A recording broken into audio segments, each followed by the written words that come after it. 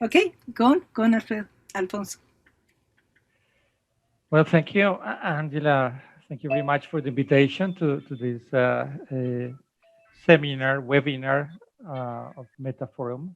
Thank you, all of you, to be here. My name is Alfonso Reyes, and now I'm the rector of Universidad de Ibagué. My background is in computer science and physicist, and I did my PhD with Raúl in England, and we have been working together with Raúl for many years, also with Angela, and we have shared with some of you uh, in spaces and different projects.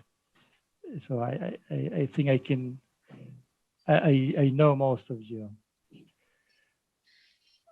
I will share my presentation I have prepared for the meeting.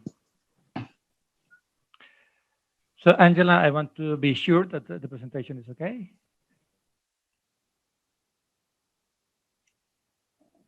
Can you see my presentation? Angela? Sorry, I was muted. Yes, we can see your presentation perfectly. Yes, go ahead. Yes. Okay, just to be sure. Yeah. Well, so the purpose of this talk is to share with all of you a transformation process in a small private university in Colombia, in the middle of Colombia, in a city called Ibagué, where I am right now. This process started about 10 years ago. And what I would like to do is to talk about how this process has been doing, where are we now, and where we want to be. And you probably will see that most of what we have reached and done so far, in the back of the mind, there is systemic thinking and most of the system practice as well. The title I chose is this one, A New Organizational Form for a Trans-disciplinary University.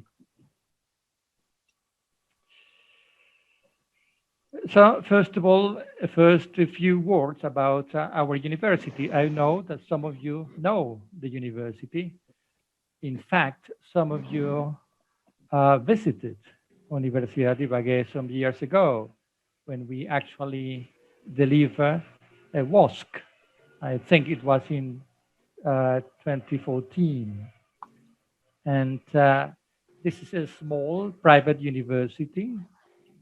You can see in the map that I'm showing, uh, the university is located in the middle of the country, in a region called Tolima, and the capital of Tolima is Ibagué. Ibagué is about, it has 700,000 inhabitants, and the department of Tolima has about 3 million inhabitants. So it's not so big. This university is a private one, was created by a set of local entrepreneurs. It was created 40 years ago. This year, we are in our 40 year, actually. But one of the particularities of this university is that it was created and is devoted to low-income families. So our students come from that economical and social background. About 85 to 87% of all our students are from low-income families. This is not very common in Colombia for private universities. This university, actually the campus is very nice. You can see some of the pictures of the campus of the university.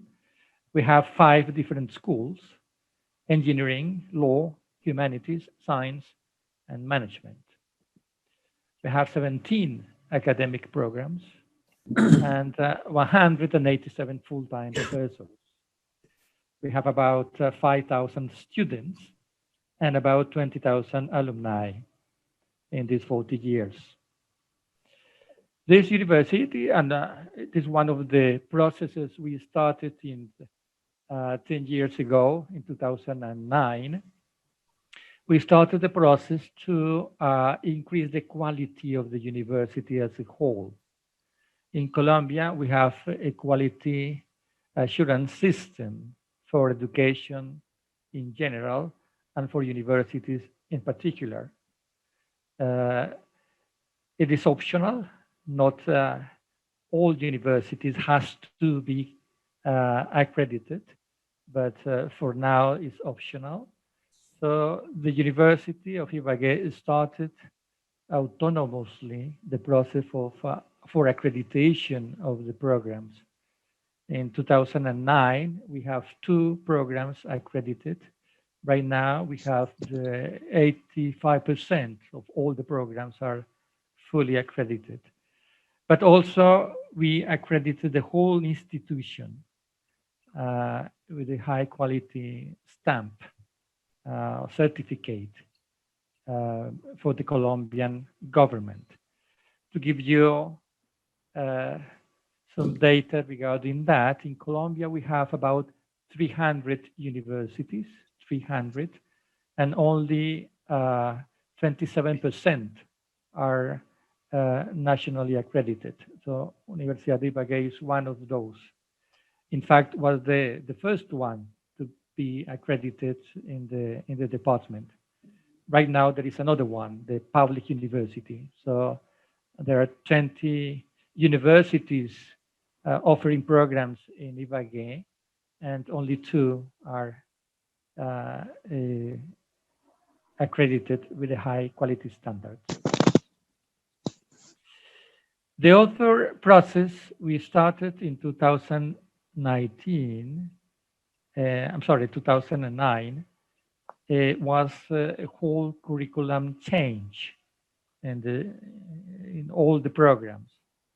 And here you can see what we did after about 3 years of discussions and talking with all the professors of the university.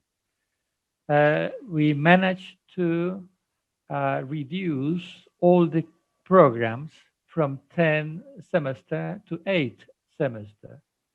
And after doing that, we add 1 semester at the beginning and add 1 semester at the end. And this is the whole structure of all the programs right now. So the first semester is related with the core curriculum for the whole university. So during the first semester, all students of the university take exactly the same courses, and they start to develop general competencies, independent of which career they wanted to pursue. Now we are doing that for the whole year, the first year. Now in the second year, they develop according to the particular school they join. They have to take a core courses for that particular school: engineering, law, humanities, and so on. Then they start to take courses particular to each academic program. And then by the end of their studies, they do an articulation with master program. So they can take, by the end of their career, some of the courses from master programs as part of the undergraduate curriculum. And so when they finish their career, they can join the master program and they can validate the courses they took during the undergraduate program and continue to the master program. So it is a way of doing an articulation of undergraduate at the end of the studies with the master programs. And the last semester perhaps is the most particular one. that is called Peace and Region Semester. Semestre de Paz y Región is the name in Spanish. And this is quite interesting because during that full semester, 4 months, 16 weeks, the students have to go out the city, the capital of the department, and they have to live in a small municipality. They have to live there.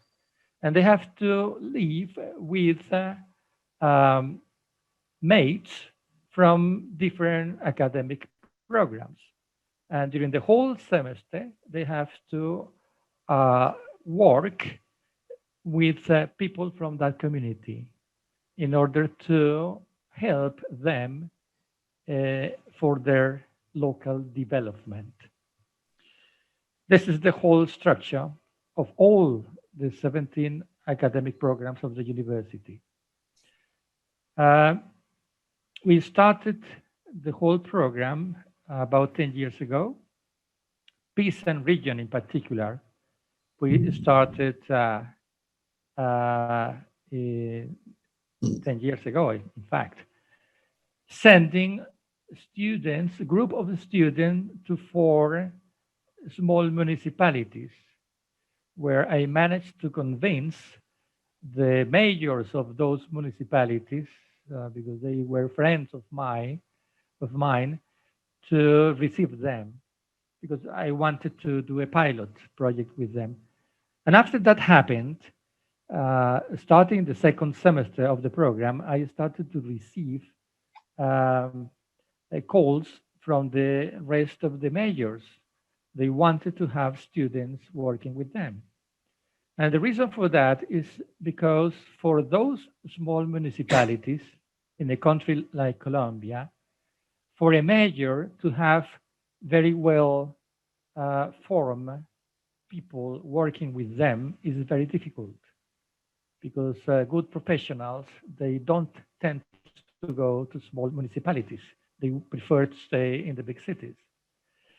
And those students that belong to this program already finished all their courses, because this is the last semester. So they were almost professionals. So they were very well received by the mayors and very well received by the community. After that, what we decided to do to expand the program was to formally sign an agreement with each mayor that wanted to be part of the program. And in this agreement, the mayor has to agree in taking care of the living expenses of the students we sent to them. And we, as a university, uh, agree to help the mayor in developing the development program for the full period, 4-year period, or if they already have a development program, we help them to prioritize the program and to select with them which problems, particular problems for that development program they wanted to improve and to develop. And by doing that, we choose the group of students and send them to the municipality, and we choose and assign particular professors who are the mentors and the advisors of the students during the whole semester. So normally what happened is that once a group of students go to a municipality and start working with the community in a particular project, they finish the semester delivering part of the solution they wanted to achieve. And then they give that solution to the next group that comes from the university to continue with the project. And when that second group finished in the second semester, to advance the development of the project, they do the same with the student group and so on.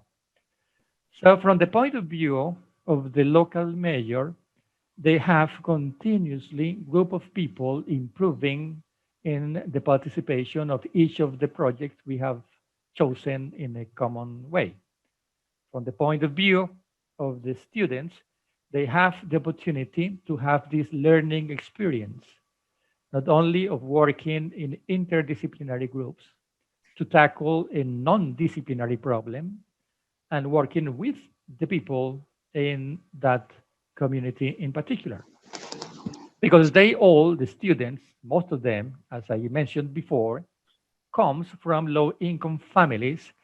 This experience for them is quite revealing, it's quite important, because they very soon know and see that what they learn during uh, their studies in the university, they can put in place that knowledge in practice and help to change the life of people in that community directly. So they can actually see the impact of what they can actually can do as professionals. And the community in the municipalities love that and valorate that very much. So they treat the students in a very well manner. So this is like a symbiotic relationship between the community in the municipality, the students, and the mayor and his staff. This is a whole learning process from the point of view of the students. And this is one way in which this small private university actually reach all the department, because uh, our campus is in the city, but each semester we have students working in all the municipalities of the department.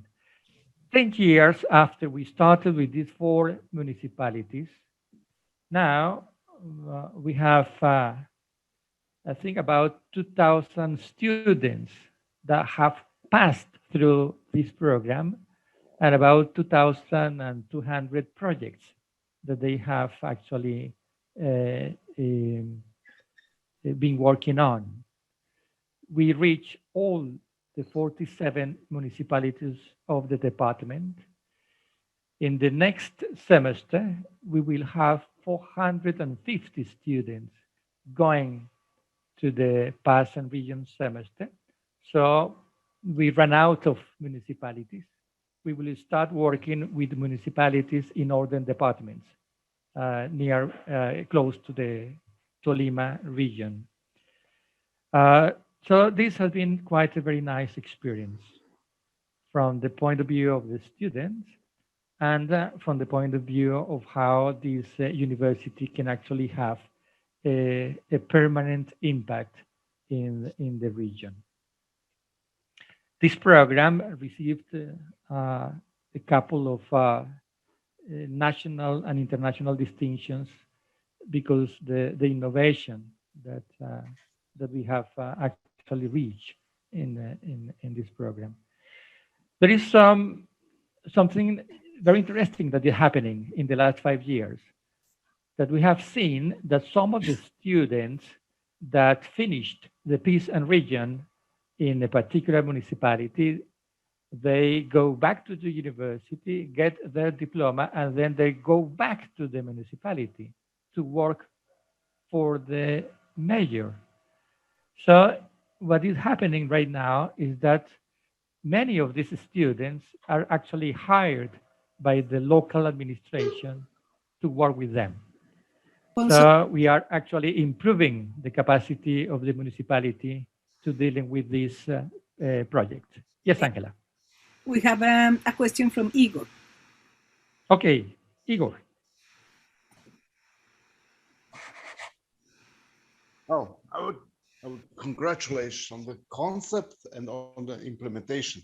But I was wondering, can you provide maybe some examples of these projects because they really sound interesting. Oh, yes, sure.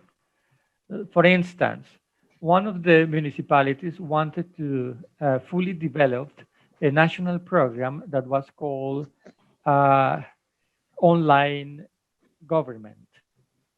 And the program consisted that the mayor of a municipality used technology to deliver some of the services that the mayor provides to the citizen. So it was a technological problem at the beginning. So we decided to send a group of students in which it was a systems engineer, it was a psychologist, it was a law student, and it was an industrial engineer. And that was quite interesting because I was with them when the mayor explained to them the problem. They wanted that this e-government started to work involving the community. And I remember that the systems engineer said to the mayor, okay, that's no problem. Just give me the code and I can actually start to recoding the program and I can deliver you the right program so the people can actually start to the internet and use the services. But then the industrial engineer said, okay, that is important, but you have to change all the processes that actually are face to face in the major offices to adapt them for virtual communication and so on. So I can do the re-engineering of all the processes to deliver the services in an appropriate way. And then the law student said, okay, that is important, but if you don't change the regular norms you have in the major, you can actually validate the services you are providing to the people. So I can actually do something like that and so on. And the psychologist said, okay, but if you do not talk to the people and do some seminars and work with them to show that actually it's important for them to use this new way of communication to get the services from the mayor, this is not going to work. So the interesting thing of that first meeting is that each one of them just run to understand and explain how they understood the program from their particular disciplinary point of view. But they listen and saw that the other people explained the same problem in a totally different way. And they knew each other because all of them became were part of the same university. So they start to see and realize that the same problem could be actually described and understood in quite different ways. And after that, they start to join forces. And at the end, they deliver a project in which combined forces from the different disciplines they were in order to put in place this particular program. So Igor, this is one example of that, but we have examples in many other domains. For example, I remember another problem that has a group of people, actually a group of women, that they used to cultivate strawberries in the hills. But when they pick up the strawberries and put it in some bags, plastic bags, and then accumulate that and deliver the bags to the market by the end of the week, most of the strawberry were in bad way. It was like a juice because the pressure among the strawberries. So clearly the packing system was very bad and very costly. So what we did is that we sent a couple of students, one from mechanical engineer, and the other one was a systems engineer, computer science. So they start to work with the ladies, and what they did at the end is that they design and build a packing system for the strawberries using local materials so that the ladies could collect the strawberries without any problem. And by the end of the week, the strawberries were in good shape. And the computer science, what he did was a software with an app that helped them to communicate directly with the clients. So they skip all the intermediaries. So they didn't have to go to the market to sell the strawberries, and they have to sell it in a small price. And they start to try to deliver the strawberries directly to the clients of the municipality and municipalities around. This is another example of one of the projects. And others have been working with hospitals, others have been working with schools, and so on. So quite many different kinds of projects. I don't know, Igor, if that clarifies the type of projects they actually do.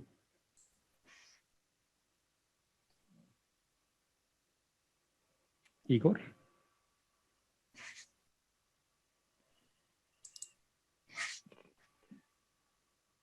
I'm not sure if Igor actually is there. Angela? Huh? Igor? Oh. He seems to be there, but having problem with his microphone. Oh, okay. But can you hear the explanation I did? The example of the projects. Angela? No, we did, yes, excellent examples. I think that it was very, very interesting and clear. Okay. Yes, So what you can imagine, at the starting point 10 years ago, the projects they developed were related to very low complex problems. But after 10 years, the complexity of the project has been starting to grow.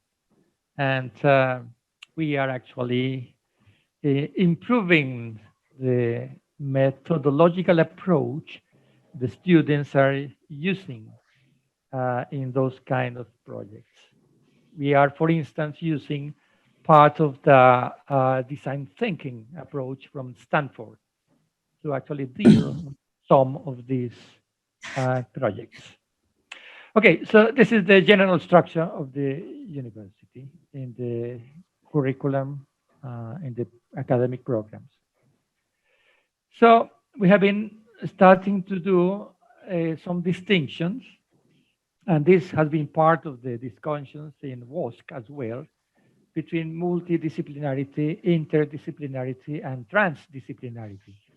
So right now we are saying that multidisciplinarity consists of the additive viewpoint of different disciplinary views without crossing the borders to tackle problem situations, usually problems that are fragmented in disciplines.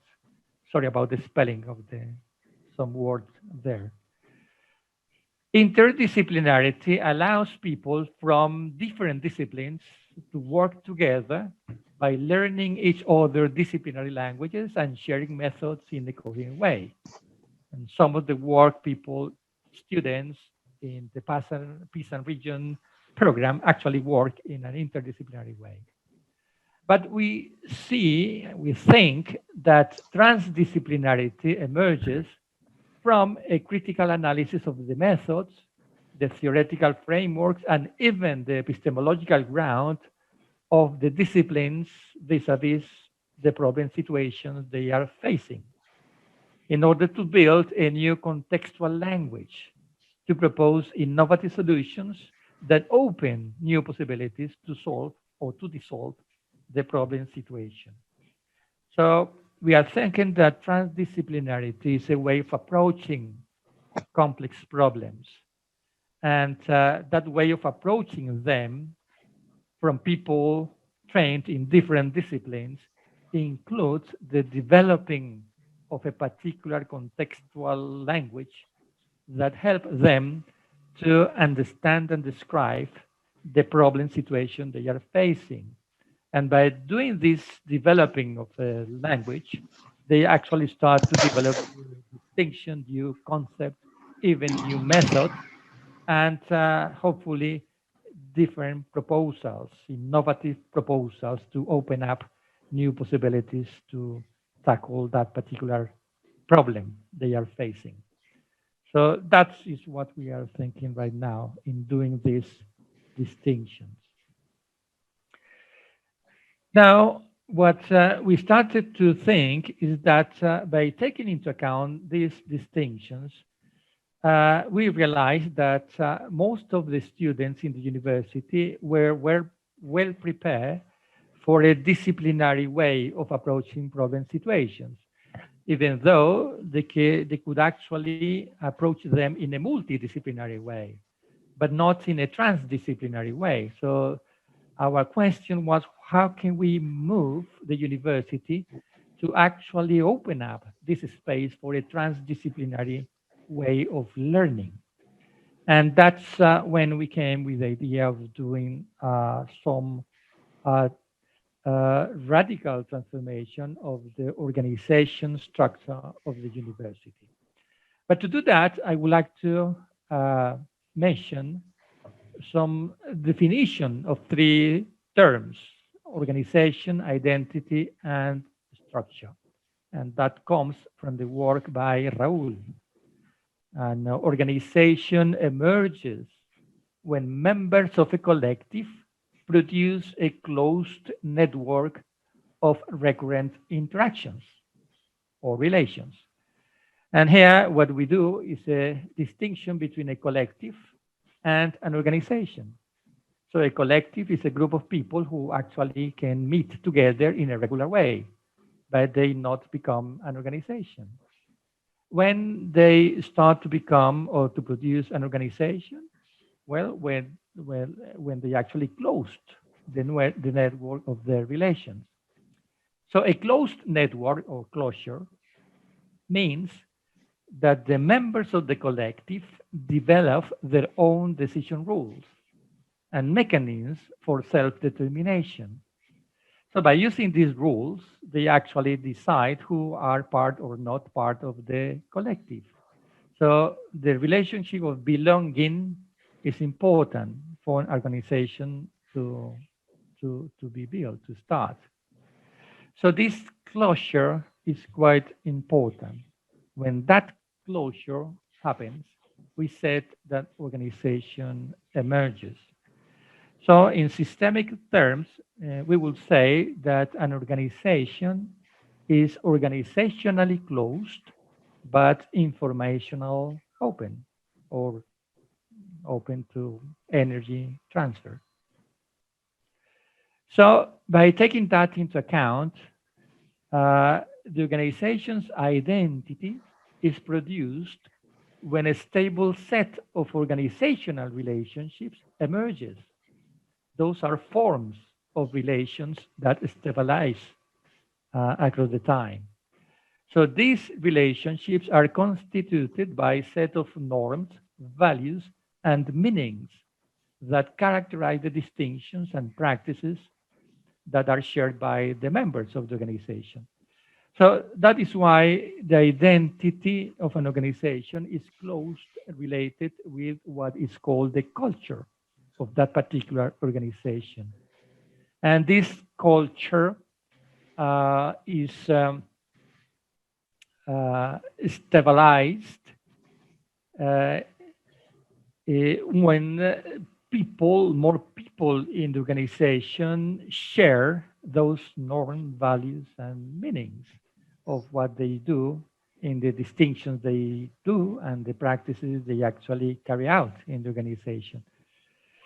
So with that in mind, you can see that the identity of an organization is independent of the particular individuals involved in those interactions. They can be any as long as they satisfy those relationships.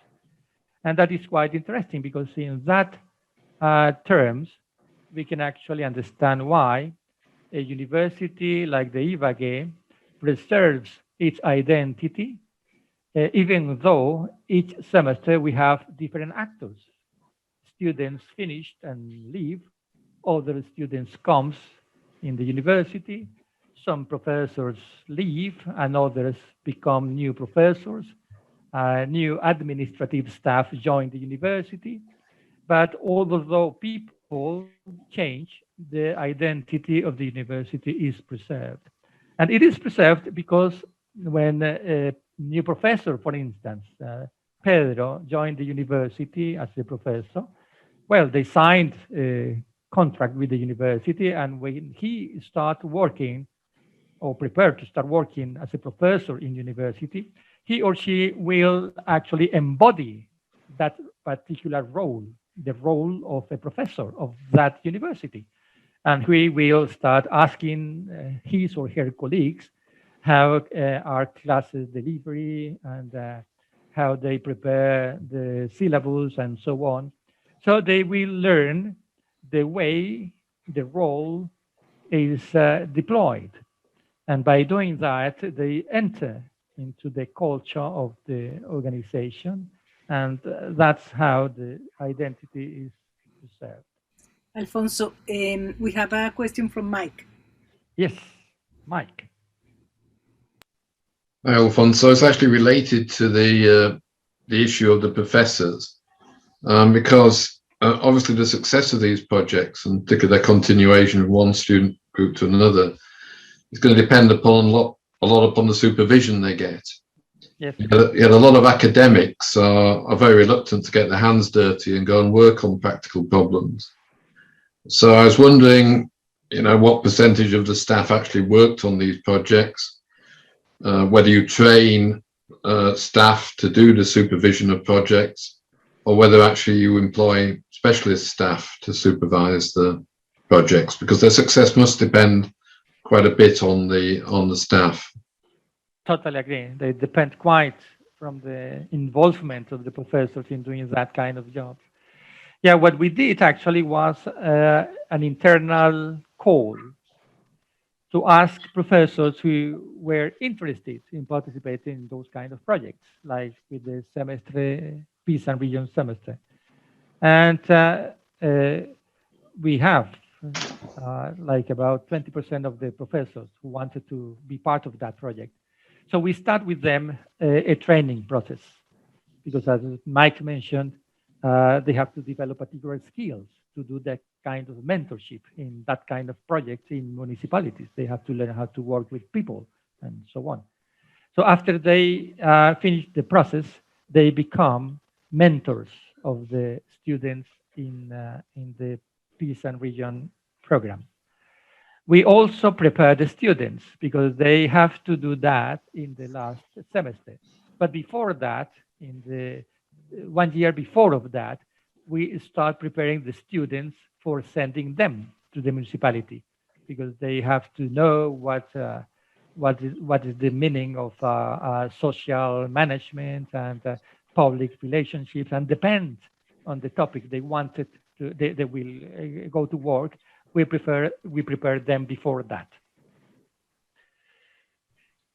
I don't know, Mike, if I understood well and answered. Yeah, and I understood that you put out a call and about 20% of the professors responded, and then they got the training. That's great. Did you meet any opposition in the university to this kind of proposal to send students on projects?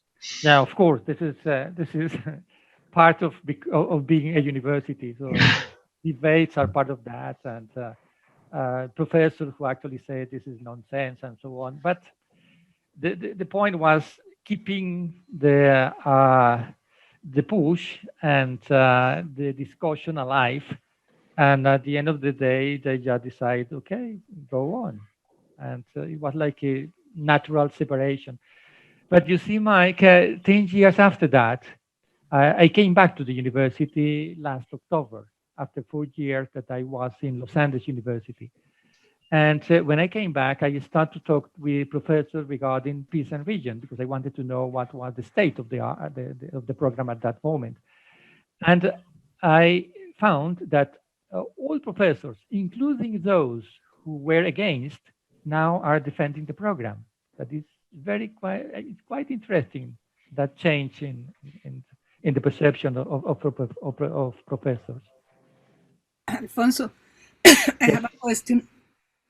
Do you involve the citizens, the people in the municipalities who are benefiting from these projects? Do you involve them in assessing the impact of the projects? That depends on the project, actually. We are, for instance, exploring, I think 3 years ago, we started to do that, to use this method, the community-based research, that actually comes from the works by Falsborda in Colombia and Paulo Freire in Brazil. In that method, we involve the community from the start. So it's not a project that is given to the students and they came from the university and start to do and deliver an outcome. But in that kind of project, they involve the community from the start and start to develop, to problematize what is going on. So involving the people implies measuring the impact as long the project is being developed. So we are testing that. And it is like a learning experience for us as well. So it's a life project that is going on. So part of what you do, Angela, we are trying to incorporate in the project. Okay, thank you.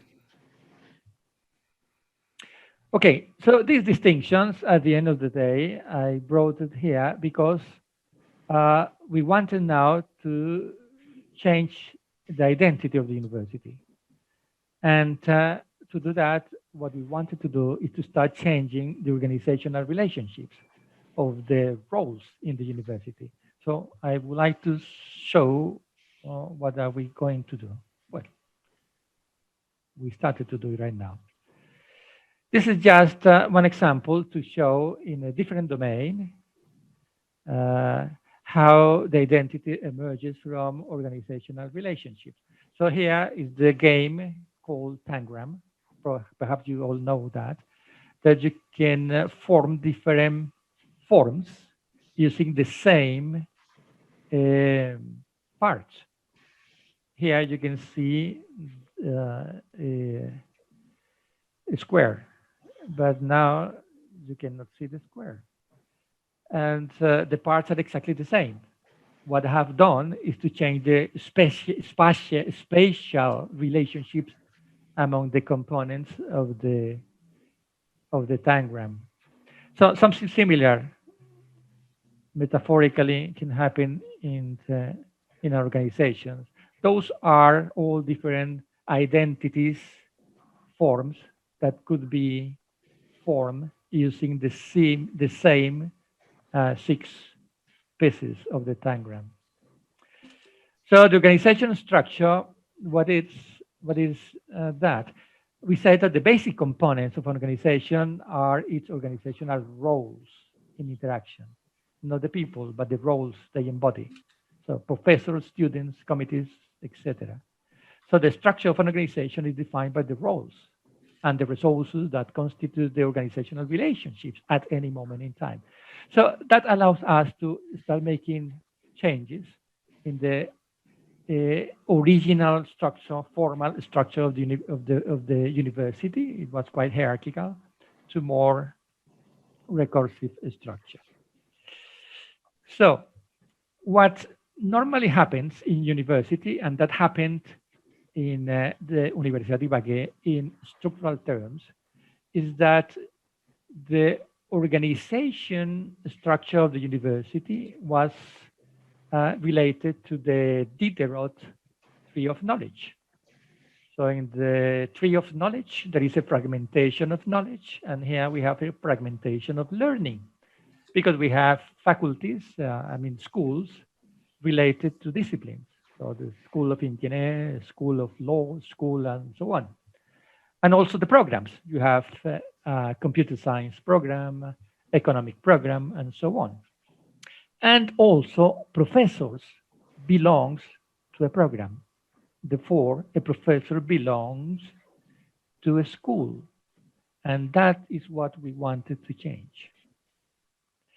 So the way we started to do it is by starting to talk about the university in different terms. So we say, okay, what we want to create are not schools, but traditional schools, but learning schools. And in a minute, I will explain what we mean by that.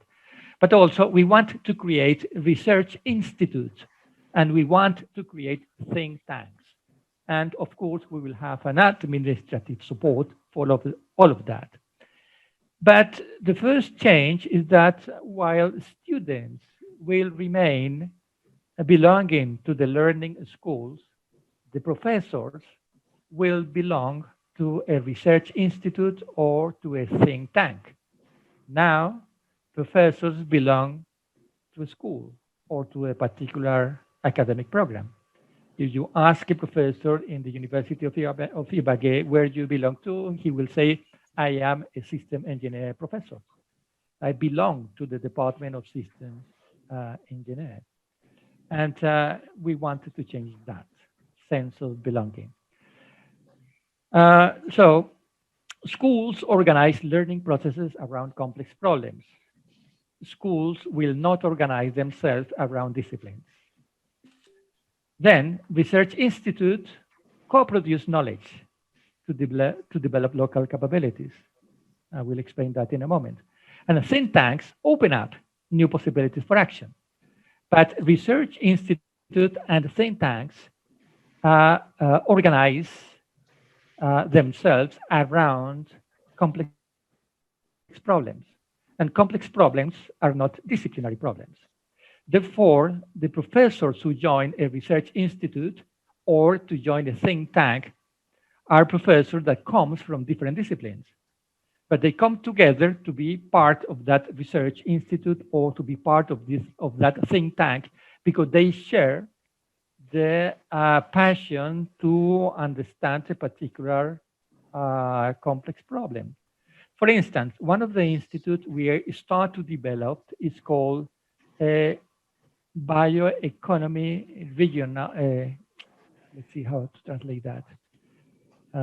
Bioeconomy Regional Institute.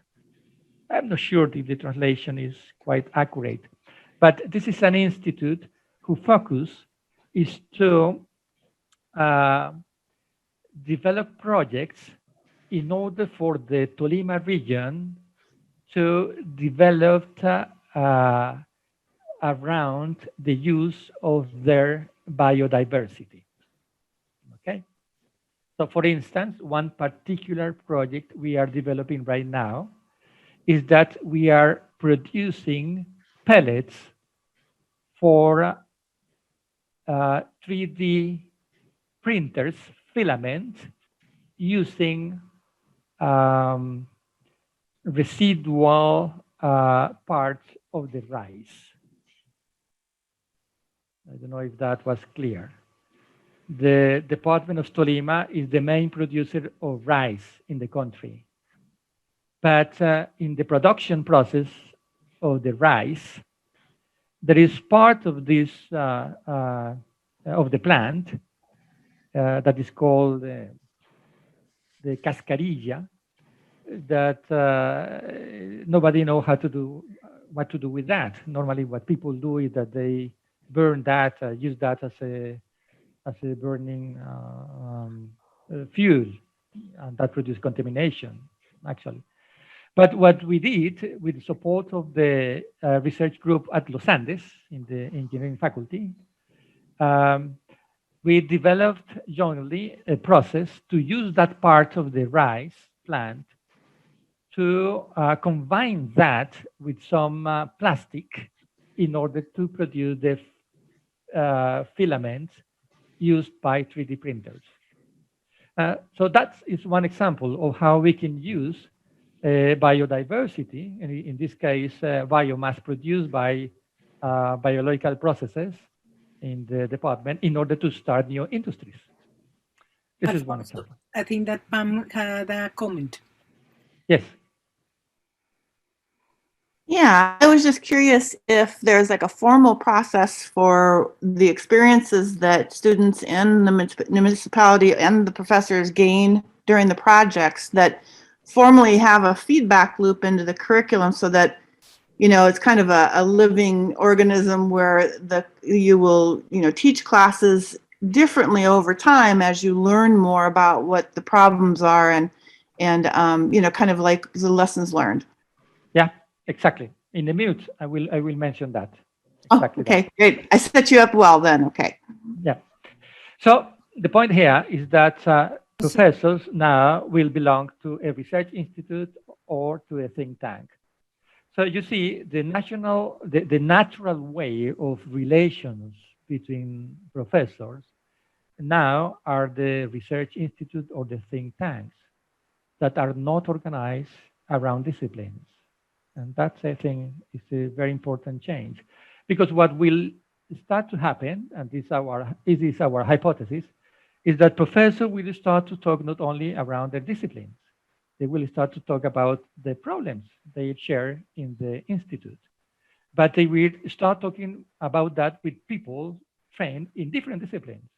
So in the Bioeconomy Research Institute, for instance, we have engineers, we have people from economy, we have people from administration, we have people from design, and so on.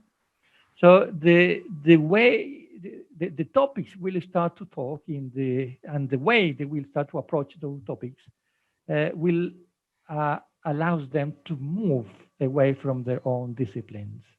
We'll see what happened. Alfredo, yes, Angela. Wants to ask a question, Alfredo. Alfredo del Valle. Yes. Alfonso, very interesting what you are presenting. I have just had a difficulty with a university with which I have been involved. I'm not a member of that, but we jointly did a project with British partners, through which we developed a new model to deal with erosion, soil erosion. Erosion is an extremely severe problem all over the world. Yeah. We developed a model and we did a pilot project, a 2-year pilot project with quite interesting results for designing a structure, a strategy. And we do have a strategy with 61 concrete innovations and so on. The point I am coming to the question is the following. That first phase of the project is over, completed, successful, and we want to move now to the implementation of the strategy. And that takes organizing and putting together a governance system. And the university, the regional university, Universidad de O'Higgins, that's south of Santiago, yeah.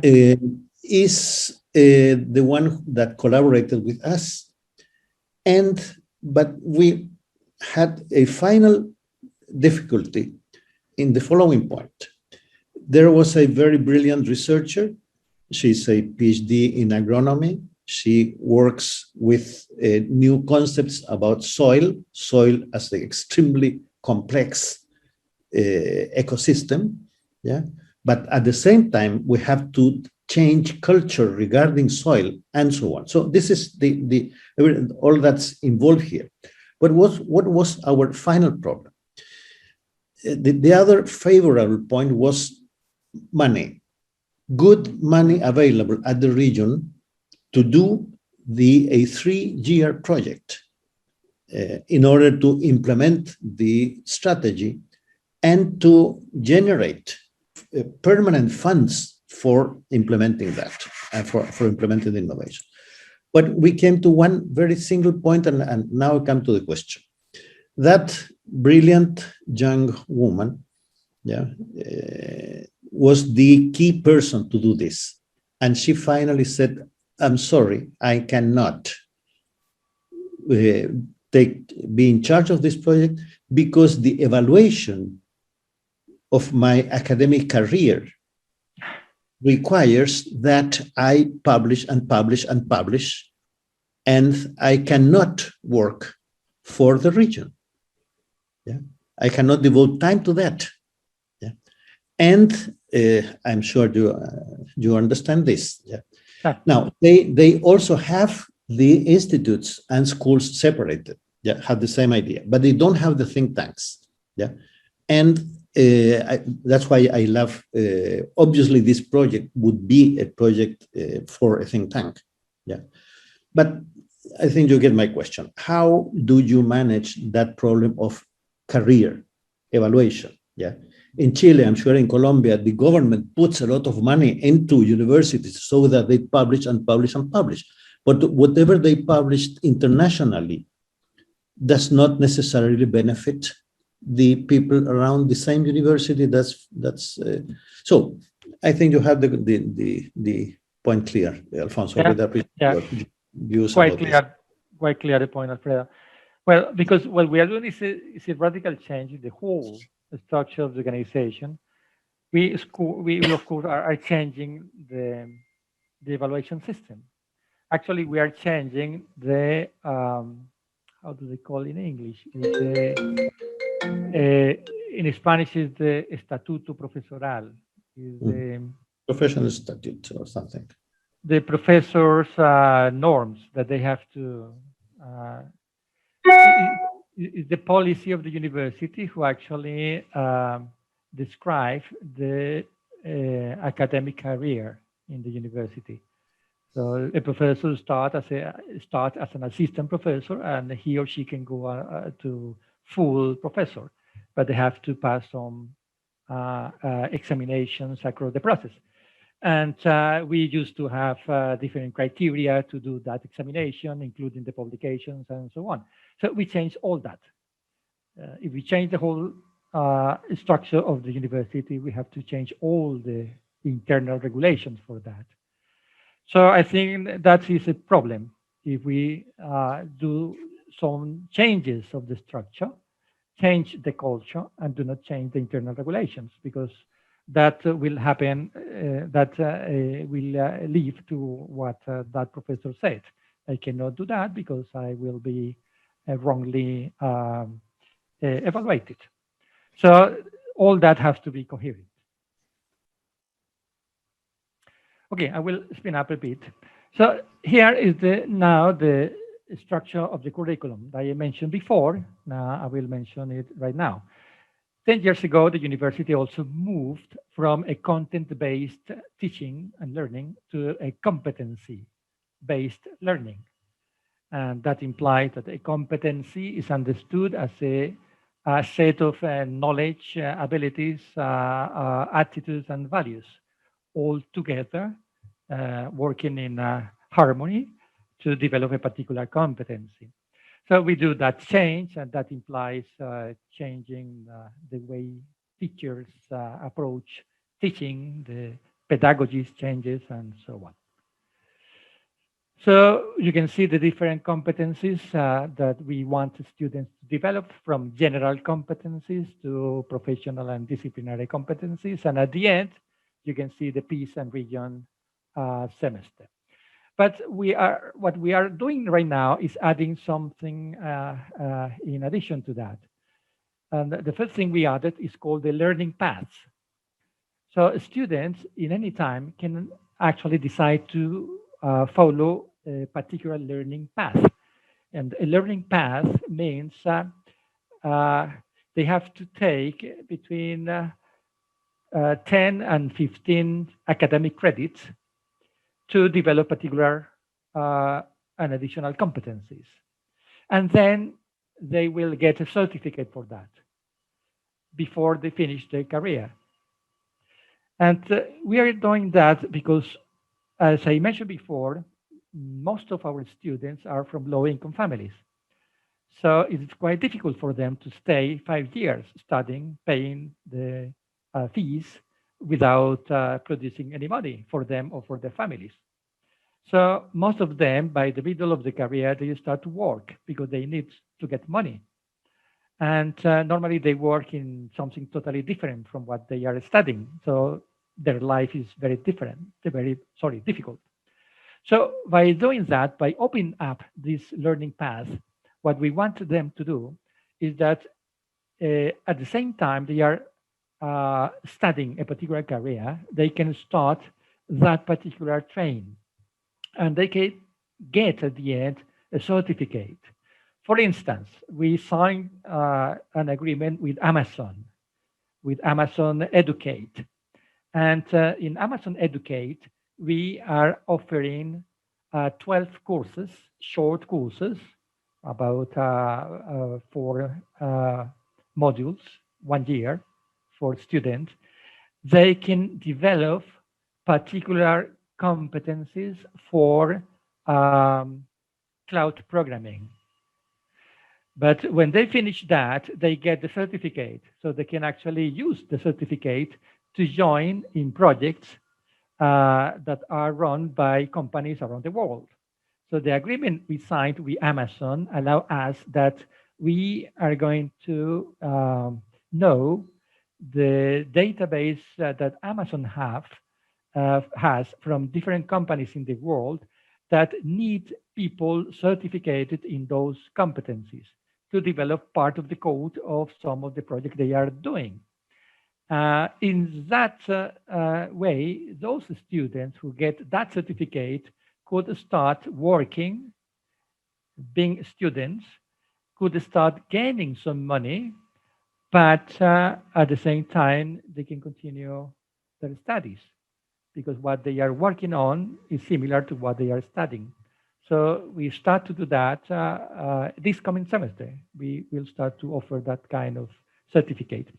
And we are signing similar agreements with IBM, with Cisco, mainly in the technological area. But also we want to do that with Six Sigma in the industrial engineering program, also with administrative and so on. The other learning path is for people, students who want to become social entrepreneurs.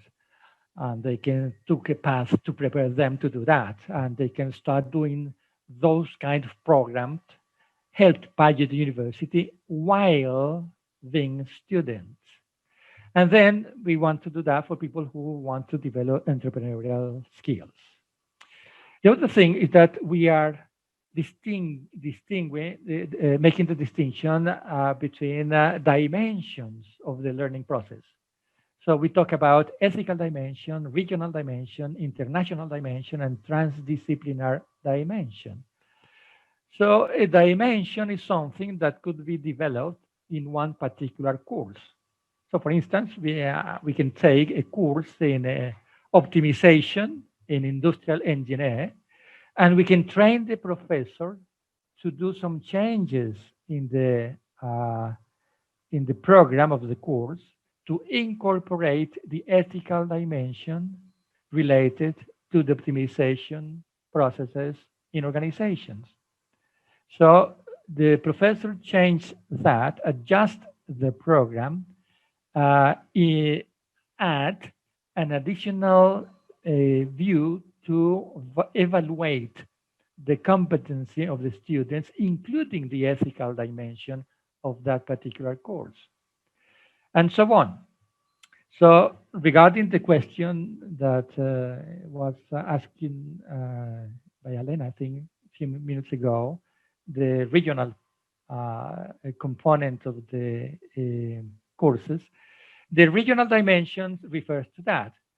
So we can have different courses in the university for different academic programs that the professor incorporates the regional dimension during the development of the course.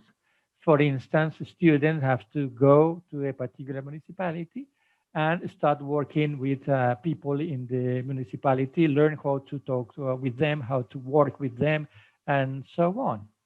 So in that kind of courses, students start to prepare themselves when they have to go and live in the municipality.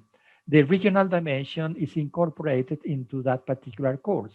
But in doing that is the way the feedback looks, because the courses start to incorporate that dimension, the dimension of what is going on in the region of the university. Same happened with the international dimension, and same happened with the transdisciplinary dimension. For transdisciplinarity, for instance, what we are developing are courses in which the pedagogy is based in challenge. So what students has to do is that they join together from different disciplines at the beginning. This is by courses at the end of their careers, and they are put. They have to face a challenge. Challenge is a complex problem. It's not a disciplinary problem. And they have to work together in interdisciplinary teams at the beginning, but in order to learn how to approach in a transdisciplinary way that particular challenge. And that challenge is not invented by the professor. That challenge came from a company or the department, or that challenge came from a public institution, or it's a challenge that comes from a social organization. So that is the way we will start to articulate the regular courses of the university with all these 4 dimensions that we wanted to incorporate in the learning of the students. And then there is a necessity regarding the curriculum alignment of the whole process, because we wanted that the professional profile of each career that is related with the development of particular competencies from the students, that is related to learning outcomes from particular courses, who is related to the way professor has to evaluate those learning outcomes for those competencies, who are very different from the traditional grading system, and how to gather evidences that that learning is actually taking place in each student. All that data has to be collected. So we actually just bought an information system developed in Chile that is called UImprove, that uses data analytics to gather all that kind of information. And we can use that as a feedback mechanism for the professors in a particular course, for a program, academic program, to see the whole curricula and its articulation, and for the whole university as well. And finally, and regarding the pandemic, we are moving to a hybrid mode university. So we are combining face-to-face courses with online, synchronous, and asynchronous courses. In the first semester, most of the courses will be face-to-face. By the end of the career, most of the courses, we will move them to online approach. So regarding knowledge production, research, we could say that knowledge production could be related to the way we approach problems. So disciplinary problems, normally we can approach them by a disciplinary and multidisciplinary research. Ill-defined problems could be approached by an interdisciplinary research, but complex problems are approached by transdisciplinary research. And this is what we wanted to do. And what we want to do, that kind of research, to promote transdisciplinary research, to learn how to do that, is precisely in the research institutes. So the way to manage the research in those institutes is going to be using this approach by Mariana Mazzucato. That is a mission-oriented research approach. So in general terms, we say that a mission is formulated in terms of achievable dreams with precise goals in a temporal span, like the mission to the moon. This is the one way to illustrate the concept. Each mission generates a social movement around the materialization of a collective dream, and not around solving a particular problem. And this is quite important, because one of the goals of each research institute is to define its vision. but the mission they define as to promote the social movement. So I mentioned that the first institute we are developing right now is the Bioeconomic Development Institute. And the projects we are developing, like the one I mentioned, with the use of the rice biomass and residual biomass, we need to involve people in doing that. So we need to start like a movement, social movement on all the chain of the rice production in the department in order to move in that direction. The other project we started a few months ago is called aquaponics system. So we wanted to develop a system to produce fishes and to produce plants, but doing that at the same time, incorporating the two systems by recirculating water.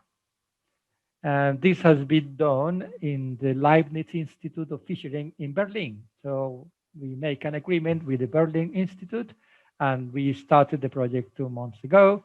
But of course, that implies a change of how people in the department used to cultivate fishes. They used to do that in ponds, and they contaminate quite a lot the rivers. And now what we are proposing to cultivate fishes in tanks is quite different. But by recirculating the water, they do not contaminate the rivers, but they increase by 10 the production of fishes. But also they can produce plants at the same time. And they can start to organize as cooperatives and so on. So it's a social movement that we started to do in order to develop that kind of research, following this idea of a mission-oriented research. Of course, that kind of research facilitates the simultaneous development of basic and applied research. It promotes innovation processes and entrepreneurship, and it facilitates the development of community-based research. That is to incorporate people in the whole process of doing the research. So for instance, Alfredo mentioned a project about soil erosion, but that project at the end of the day has to incorporate people because it's related to how people cultivate, for instance, or take care of the trees and so on. So involving the people from the beginning of the project for us, from our point of view, is quite important. It is not enough to involve them at the end, but from the beginning of the project. So this institute, in fact, has to do that kind of research. And finally, a think tank. We said that the purpose of the think tank is to contribute to understand complex social problems from a transdisciplinary approach, but to offer alternative ways of action. So the outcome of this kind of research are white papers to enrich public debate that allows the formulation of public policy. So in terms of methodology, think tanks promote inclusive conversational spaces to critically study social issues of concern. So public debates, open dialogues are some of the tools being used. Relevant topics for a think tank are regional development, social justice, deliberative democracy, corruption, and so on. So while a research institute carry out a mission, so the research institute has to do the research until the state of the situation changes. So it's not only to produce papers about what to do. The research institute has to deliver the change, that's how it's so important to involve people, has to produce change, while the think tank open up spaces for different courses of action, especially in the public debate. The last distinctions I want to do, and with it, I'm going to close the presentation, is the idea of developing capabilities that comes from the work from Amartya Sen and Martha Nussbaum. So they distinguish between basic capacities. Those are intrinsic abilities determined by our biological makeup, internal capacities that are intentionally developed through learning processes, and structural conditions to develop agency that implies to do adjustments of the social, economic, cultural, and organizational context for those capacities to become agency. That is called capabilities, to do the two last things at the same time. Universities normally are focused on internal capacity, training people, training students. But we wanted to go a bit further and to develop capabilities. And this is the last slide. So what we wanted to become is a university that has the traditional three functions: teaching, extension, and research, that relate to a society, the local society. But we want to change the traditional schools that are disciplinary organized to learning school centered on complex problems, not on disciplines. So it's a sort of having the Conan-Ashby theorem in the university structure itself. So we will involve organizations in the process of delivering classes in the university. So we involve community, involve organizations, involve companies as part of the process of the learning process for the students. And I mentioned some of them in the dimensions that the courses will have. In terms of research, what we wanted to do is to create new forms of co-construction of knowledge following mission-oriented research instead of disciplinary problem solving, including different communities, not only research communities. So community-based research that was developed by Falsborda in Colombia, Paulo Freire in Brazil. And what we want to do is that the missions of the Research Institute and the mission of the think tanks should be related to the vision of the region. And finally, extension, we look at extension as a way not to deliver seminar courses and so on, but as a way to transform knowledge into agency. And that is what developing capabilities came about. And the Peace and Region semester I mentioned before, we wanted to move that experience, not only to send students to the municipalities to help the municipality to do projects, but also we wanted that in doing that, we start to develop capabilities in the municipalities. Because after 10 years, what we are realizing is that if the students move out from a particular municipality, that municipality will start to reduce the speeding of their development. So there is some sort of dependency with the university, and we wanted to cut that. So we will start to see how we can start developing capabilities in the municipalities themselves. That is a different way of social appropriation of knowledge. We have two comments, one from Brian, another one from Mike. If you want to. Okay, I will just finish with this because the whole way we wanted to start the relationship between the university and the society is having as an ethical underpinnings the 17 goals, development goals, and that's all that I wanted to share. I prepare for that.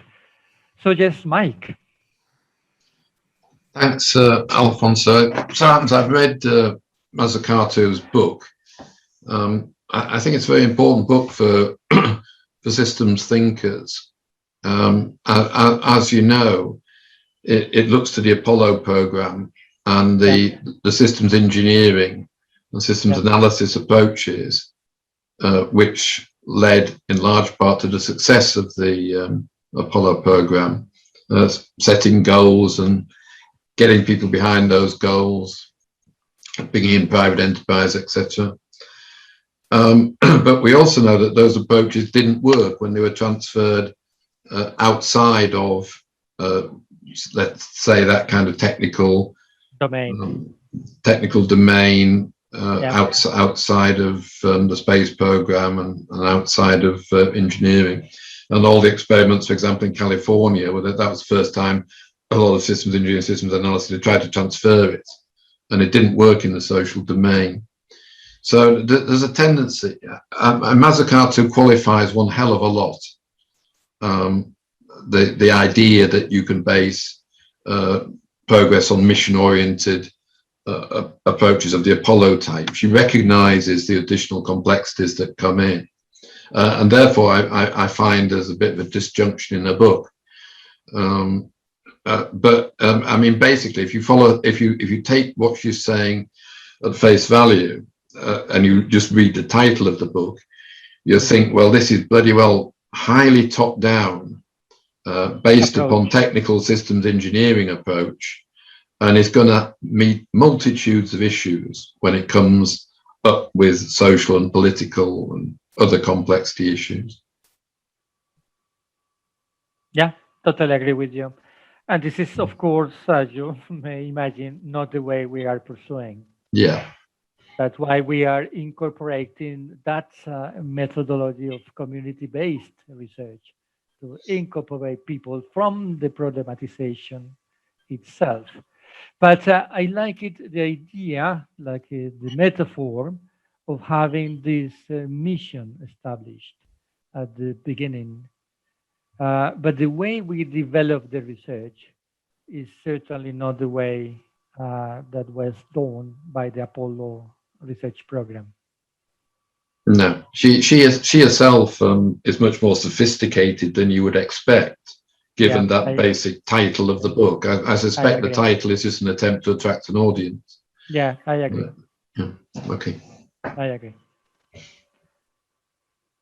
There was another question, Angela. Brian, I think Brian wanted to make a question. I will stop sharing so I can see you now. I don't know if he's still here. Well, yeah. Is my voice being heard? Yes. Yeah.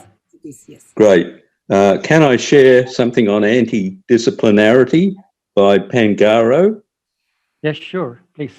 So I put in the chat a book by Pangaro in which he says the following. Now, the legacy of cybernetics at MIT becomes fascinating.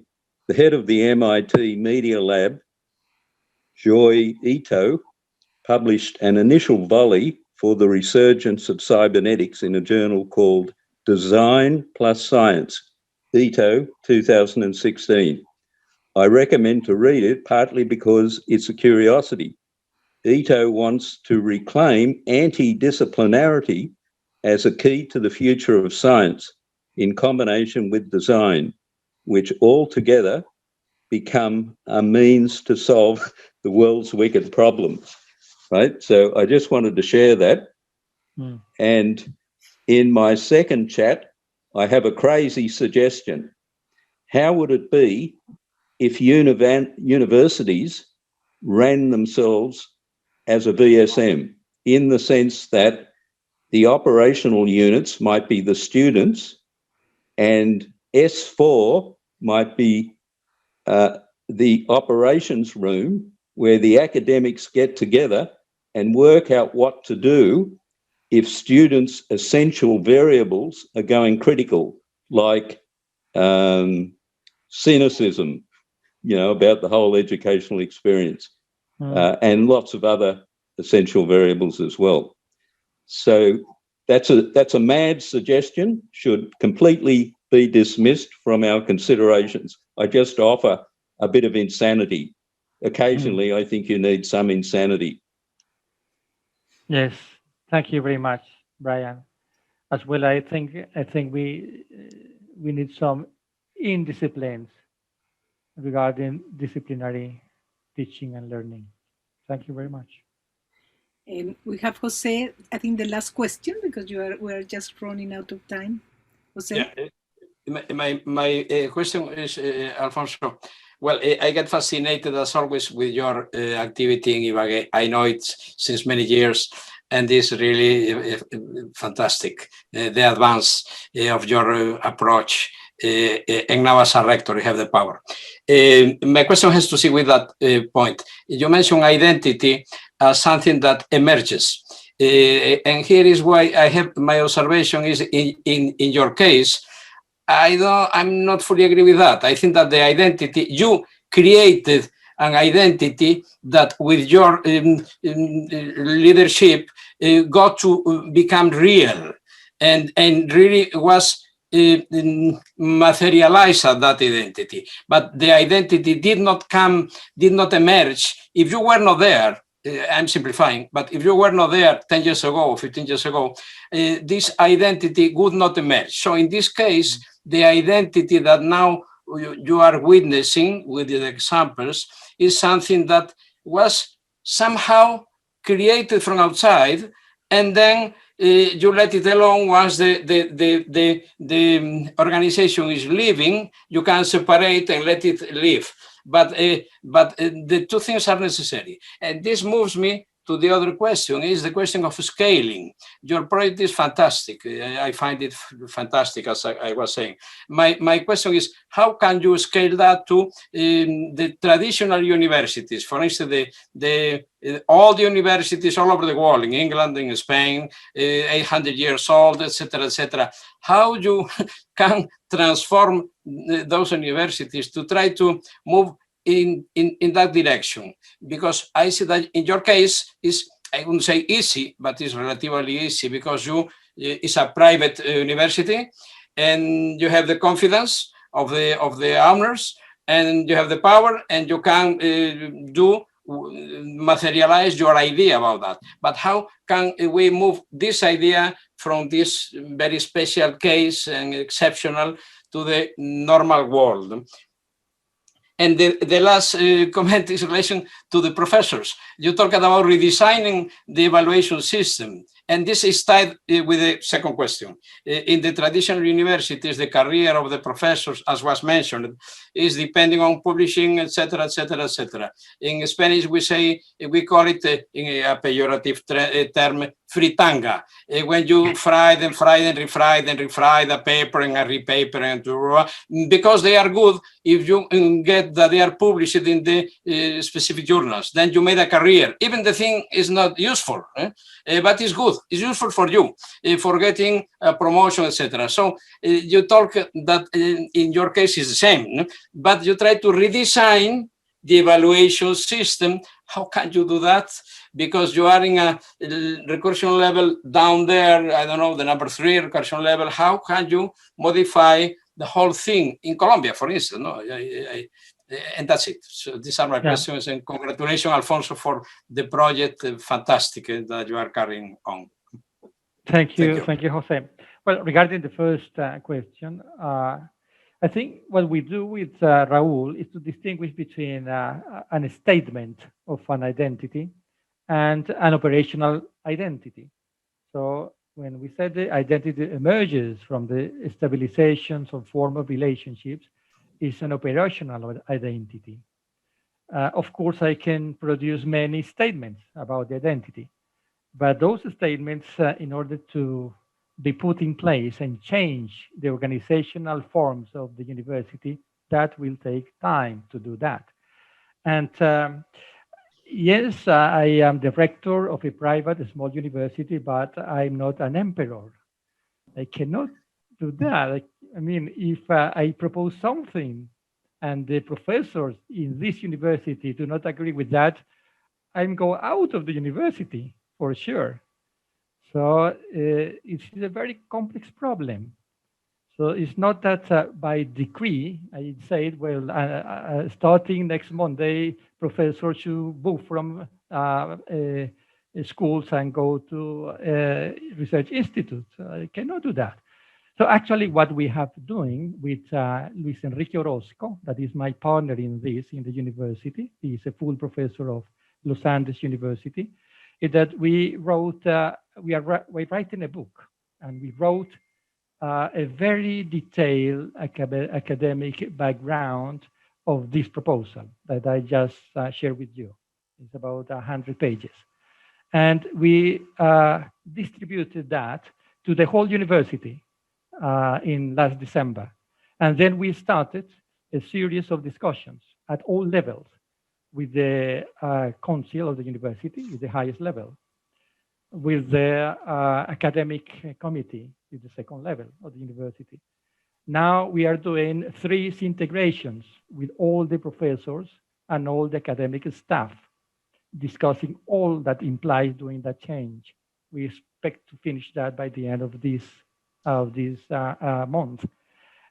We are doing focus groups with alumni. We are doing focus groups with members of the public institutions, with the other universities, with companies, entrepreneurs. So we are involving many people in order to enrich this model. Because if we do not that, this is going to be just wishful thinking. So it's very interesting, the whole process of manage the change of the structure of the university. And regarding the publications, yes, we managed to do that because the national institution in Colombia that regulates the quality of universities, they used some indexes, some numbers you have to check. So what we do is that we use that sort of rules.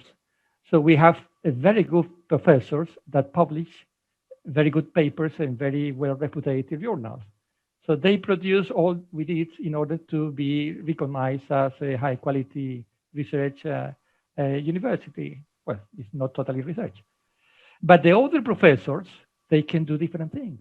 If they don't have the abilities to do that kind of publishing, they are joined in different kinds of projects. So what we do is to open up the spaces for all of them. Regarding the scaling, I mean, moving that experience to other universities, I have no idea, Jose, how that can be done. I have no idea. No idea. I can guess that if we can manage to do particular small changes that could trigger a huge scale of changes in the whole structure of a big university. But I think that is part of a research that has to be done. I don't know how to do that. Yes, Angela. No, I think that Igor had a comment, but I don't know if it's just a comment or a question, Igor.